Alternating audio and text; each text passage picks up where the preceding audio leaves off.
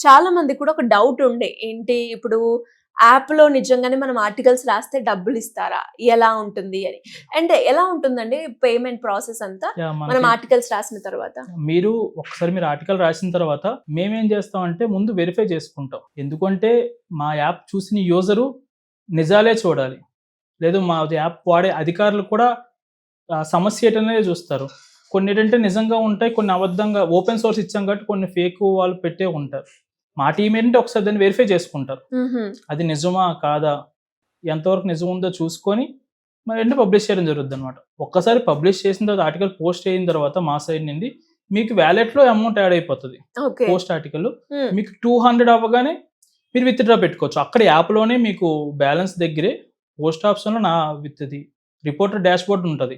దాంట్లోనే మీకు వాలెట్ ఉంటది. పక్కనే మీకు విత్‌డ్రా ఆప్షన్ ఉంటది. విత్‌డ్రా మీద క్లిక్ చేస్తే మీరేంటంటే విత్‌డ్రా తీసుకుంటే మేము యూపీఐ ఐడీ అడుగుతాం. హ్మ్. పేమెంట్ కోసం. అంటే మళ్ళీ మా సైడ్ నుంచి మీకు కాల్ రాదు. హుహు. మీరు మాకు కాల్ చేయాల్సిన అవసరం లేదు. మీరు ఒకసారి విత్‌డ్రా పెట్టగానే మేము అక్కడే యూపీఐ ఐడీ అడుగుతాం. యూపీఐ ఐడీ ఇచ్చిన 3 వర్కింగ్ డేస్‌లో మేము మీకు అమౌంట్ ఏసేస్తాం.